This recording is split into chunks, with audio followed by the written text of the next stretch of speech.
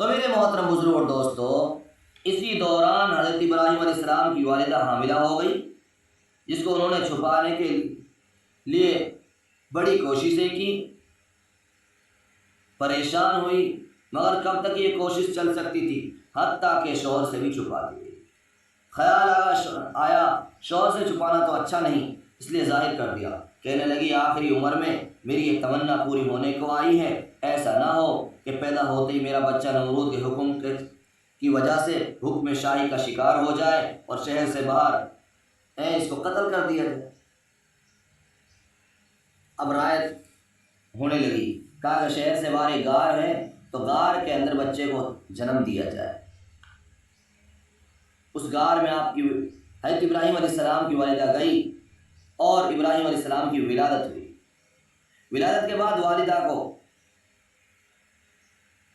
ڈر ہوا، اب کیا کرے، بے چین تھی۔ آخر کار آپ کو اسی غار میں چھپا کر گھر چلی آئی۔ دودھ پلانے اور دیکھ بھال کے لیے آپ گھر سے آتی اور اس کے بعد دودھ پلا کر واپس چلی جاتی۔ اسی غار میں ابراہیم علیہ السلام کی پوشیدہ طور پر تربیت ہوتی رہی اور غار سے باہر کے کسی آدمی کو کانوں کان خبر بھی نہ۔ حضرت ابراہیم علیہ السلام غار میں 5 سال رہے۔ ابراہیم علیہ السلام کو غار میں 5 سال ہو گئے۔ اس کے بعد ایک روز اپنے باپ کے ساتھ غار سے باہر کی دنیا میں آئے تو آپ کی آنکھوں کے سامنے نئی نئی چیزیں آنی شروع ہو گئی۔ باپ بتلاتے گئے، یہ فلاں چیز ہے، یہ فلاں ہے، اس کا یہ نام ہے۔ مورخین نے لکھا ہے کہ آپ کی اپنی والدہ سے گفتگو بطور سوال نقل ہوئی۔ مورخین نے ابراہیم علیہ السلام کی جو اپنی ماں کے ساتھ، اپنی والدہ کے ساتھ گفتگو ہوئی، وہ سوالی انداز میں جو تھی وہ نقل کی گئی، اور ہم اس کو اپنے لیے عبرت سمجھیں اور ایک سبق حاصل کریں۔ ابراہیم علیہ السلام نے اپنی ماں سے پوچھا، اماں جان میرا رب کون ہے؟ ماں میرا رب کون ہے؟ ابراہیم علیہ السلام کی والدہ نے کہا، میں ہی ہوں، کیونکہ میں ہی تمہاری پرورش کرتی ہوں۔ ابراہیم علیہ السلام نے پھر کہا، اماں آپ کا رب کون ہے؟ تو ابراہیم علیہ السلام کی والدہ نے کہا، بیٹا تیرا رب میں ہوں اور میرا رب تمہارا باپ آزر ہے۔ ابراہیم علیہ السلام نے پھر آگے کہا، امی اچھا تو میرے باپ کا رب کون ہے؟ تو ابراہیم علیہ السلام کی والدہ نے کہا، نمرود بادشاہ، نمرود بادشاہ تیرے باپ کا رب ہے۔ اب ابراہیم علیہ السلام نے پھر آگے سوال کیا ماں سے، جیسے بچے کی عادت ہوتی ہے کہ ماں نمرود کا رب کون ہے؟ ماں اپنے نور نظر نقطۂ جگر کی اتنی سی عمر میں ایسی عاقلانہ باتیں سن کر حیران رہ گئی اور آپ کے سوالات سے عاجز آ کر منہ پر تماچا مارا اور کہنے لگی، خبردار آئندہ ایسی بات زبان پر بھی نہ لانا، تجھے کیا معلوم ہے، نمرود تو سارے عراق کا مالک ہے۔ اماں جان آپ کچھ بھی کہیں، میری عقل تو آپ کی باتیں سمجھنے سے قاصر ہے، یعنی میری سمجھ میں باتیں نہیں آ رہی، میری سمجھ میں نہیں آتا کہ دنیا کا نظام کیا خود بخود چل رہا ہے۔ غار سے باہر آنے کے بعد ابراہیم علیہ السلام کی نگاہ میں ہر چیز نہیں تھی، اس لیے آپ اپنے باپ سے بھی دریافت فرماتے تھے، یہ کیا ہے، وہ کیا ہے، اور ماں سے بھی اسی طرح کے سوال کیا کرتے تھے۔ چونکہ اللہ تعالیٰ آپ کو نبوت سے نوازنے والے تھے، آپ سے لوگوں کی رشت و ہدایت کا کام لینے والے تھے، تو اس لیے اللہ رب العالمین نے آپ کے قلب صافی میں یہ بات شروع کر دی کہ یہ انسان، یہ طرح طرح کے جانور، یہ رنگ برنگ کے پھول اور یہ سب زمین و آسمان کیسے پیدا ہوئے، ان کا پیدا کرنے والا کون ہے، یہ اچھے اچھے اور پاکیزہ خیالات بھی اللہ کی طرف سے آپ کو القاء کیے جا رہے ہیں۔ تو میرے محترم بزرگ اور دوستو، ابراہیم علیہ السلام اللہ کے برگزیدہ نبی ہیں، جیسے میں نے پہلے بتایا کہ قرآن پاک کے اندر 25 سورتوں میں آپ کا 63 مرتبہ آپ کا ذکر آیا ہے، اور اس کے علاوہ سورہ اعلیٰ میں آپ پر صحیفوں کے نزول کا بھی ذکر آیا ہے۔ میرے محترم بزرگ اور دوستو، حضرت ابو ذر غفاری رضی اللہ عنہ سے روایت ہے کہ حضرت ابو ذر غفاری رضی اللہ عنہ نے آپ صلی اللہ علیہ وسلم سے دریافت کیا کہ ابراہیم علیہ السلام کے صحیفے کیسے تھے اور کیا تھے؟ آپ صلی اللہ علیہ وسلم نے فرمایا ان صحیفوں میں امثال عبرت کا بیان تھا، ان میں مثالیں بیان کی۔ ان میں سے ایک مثال میں ظالم بادشاہ کو مخاطب کر کے فرمایا اے لوگوں پر مسلط ہو جانے والے مغرور مبتلا، میں نے تجھ کو حکومت اس لیے نہیں دی تھی کہ تو دنیا کا مال پر مال جمع کرتا چلا جائے، بلکہ میں نے تو تجھے اقتدار اس لیے سونپا تھا کہ تو مظلوم کی بددعا مجھ تک نہ آنے دے، مجھ تک نہ پہنچنے دے، کیونکہ میرا قانون یہ ہے کہ میں مظلوم کی دعا کو رد نہیں کرتا اگرچہ وہ کافر کی زبان سے ہی نکلی ہو۔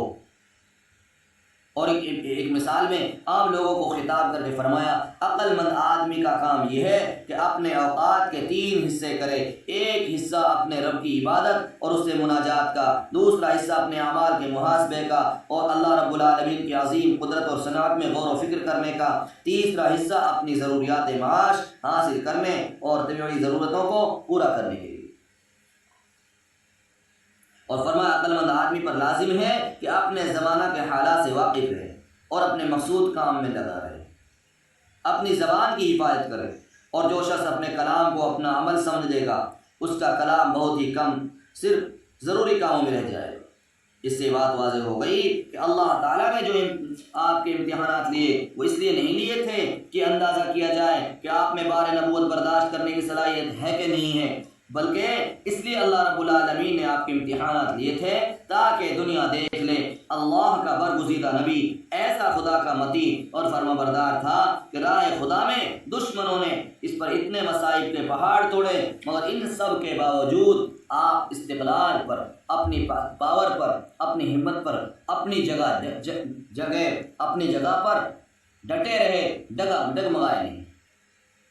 اللہ کے دین کو پھیلانے میں، کفر اور شرک کو مٹانے میں آپ نے جو قدم بڑھایا تھا وہ پیچھے ہٹنے کے بجائے آگے ہی بڑھتا گیا، جس کا اندازہ اپنے آپ غور سے دیکھیں گے تو آپ کو محسوس کر سکتے ہیں، جیسا کہ ابراہیم علیہ السلام نے اپنے باپ آزر کو دعوت دی اور اللہ رب العالمین کی طرف بلایا، دعوت توحید دینے میں آپ نے بھرپور کوشش کی۔ پھر قوم کو اس کے بعد بادشاہ وقت نمرود کے حالات آپ سبھی سن چکے ہوں گے، انشاءاللہ بیان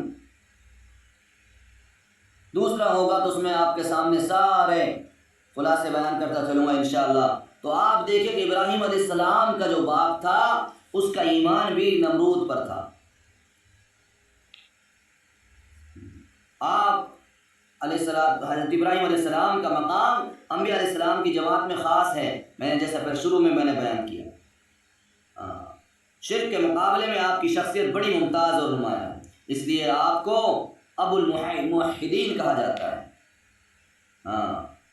قرآن کریم اللہ رب العالمین کا کلام آپ کے بارے میں صاف واضح فرما دیتا ہے، فرما انی وجہت وجہی للذی فطر السماوات والارض حنیفا وما انا من المشرکین،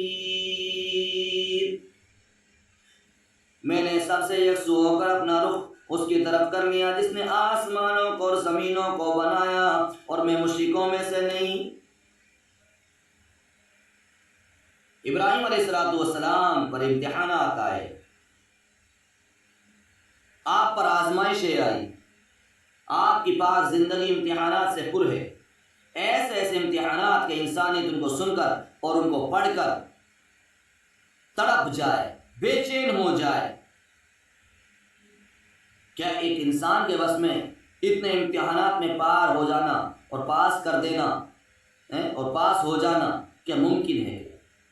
اگر ہم سوچیں، مگر اللہ رب العالمین جس کا ساتھ دے، جس کو کامیاب کرنا چاہے، کون ہے اس کو فیل کرنے والا؟ آج کے انسان اس کے تصور سے ہی کام اٹھتا ہے اور یہ کہنے پر مجبور ہو جاتا ہے جہاں آپ کے امتحانات تھے وہی تائید خداوندی بھی آپ کے ساتھ شامل ہے، آپ کے ساتھ اللہ رب العالمین کی تائید شامل حال تھی، اور جو آج بھی اللہ کے برگزیدہ انبیاء کرام کا حصہ رہا۔ قرآن کریم میں اللہ رب العالمین نے ارشاد فرمایا وَإِذِ ابْتَلَىٰ إِبْرَاهِيمَ رَبُّهُ بِكَلِمَاتٍ فَأَتَمَّهُنَّ اور وہ وقت یاد کرو جب ابراہیم علیہ السلام کو اللہ تعالیٰ نے چند باتوں میں آزمایا، سو ان باتوں کو پوری طرح بجا لائے۔ دنیا کے اندر ایک طالب علم ہوتا ہے یا ایک امیدوار ہوتا ہے، اس کا امتحان لیا جاتا ہے، اس کا انٹرویو لیا جاتا ہے، اس کے ایگزام ہوتے ہیں تو اس کی قابلیت اور صلاحیت دیکھی جاتی ہے، مگر سیدنا ابراہیم علیہ السلام کے ممتحن خود اللہ تعالیٰ تھے جو ظاہر و پوشیدہ کی تمام باتوں کو جاننے والے ہیں، ان سے کوئی چیز پوشیدہ نہیں۔ فرمایا یعلم خائنۃ الاعین وما تخفی الصدور، وہ خدا کی خیانت کرنے والی نگاہ کو بھی جانتا ہے، ہائے ہائے، ان باتوں کو بھی جانتا ہے جو سینوں نے چھپا رکھی ہیں، جو باتیں ظاہر میں نہیں بلکہ اندر پوشیدہ ہیں، زبان سے بھی ظاہر نہیں، آنکھ سے بھی ظاہر نہیں، کان سے ظاہر نہیں، دل میں کیا کیا پروگرام چل رہے ہیں کسی کو معلوم نہیں، مگر میرا رب سب کچھ جانتا ہے۔ اللہ رب العالمین نے خود ارشاد فرمایا قل اننی ہدانی ربی الی صراط مستقیم دینا قیما ملت ابراہیم حنیفا وما کان من المشرکین۔ قرآن پاک کے 8ویں پارے کے اندر اللہ رب العالمین نے ارشاد فرمایا اے میرے خلیل، اے میرے رفیق، آپ فرما دیجئے یقیناً مجھ کو تو میرے رب نے سیدھی راہ بتا دی ہے، وہ ایک صحیح دین ہے جو ملت ابراہیم کی، وہ ابراہیم خدا ہی کے ہی ہوتے رہے تھے، وہ شرک کرنے والوں میں نہیں تھے، شرک کرنے والوں میں سے نہ تھے۔ کیوں؟ فرما ان ابراہیم کان امۃ قانتا للہ حنیفا ولم یک من المشرکین۔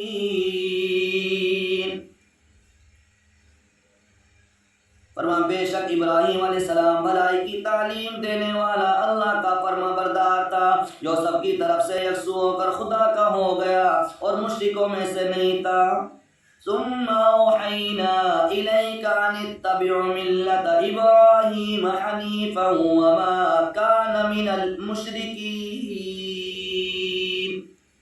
پھر ہم نے آپ کی طرف یہ وحی بھیجی کہ آپ صلی اللہ علیہ وسلم ابراہیم کے طریقہ پر چلیے جو بالکل یکسو ہو چکا تھا اور شرک کرنے والوں میں سے نہیں تھا۔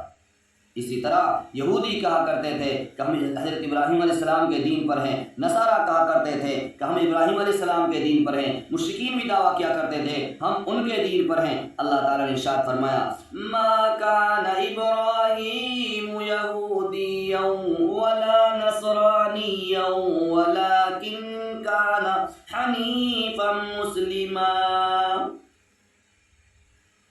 وما کان من المشرکین۔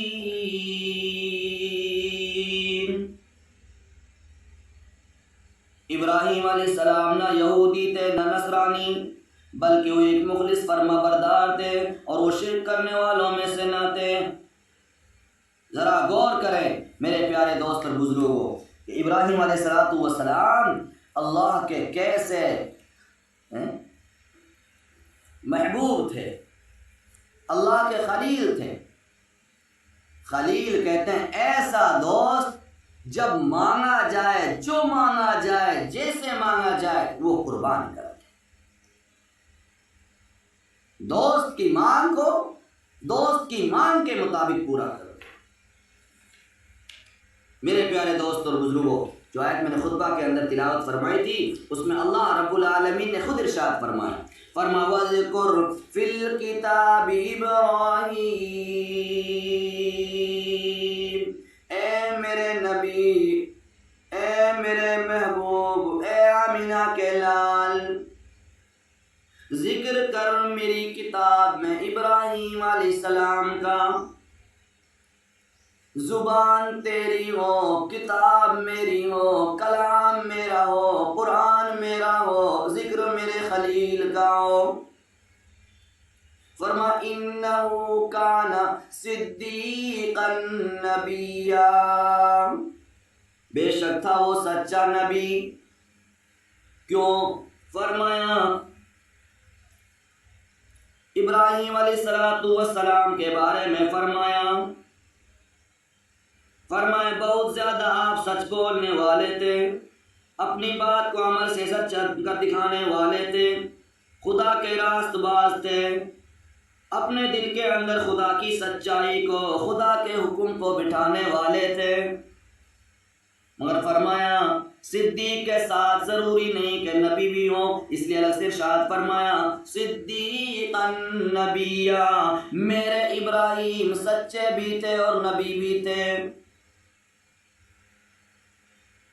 میرے ابراہیم بہت زیادہ سچ بولنے والے تھے، جو کبھی جھوٹ نہیں بولا کرتے تھے، سچ بولنے کا عادی۔ صدیق علیہ السلام، حضرت ابراہیم علیہ السلام سچ بولنے کے عادی تھے۔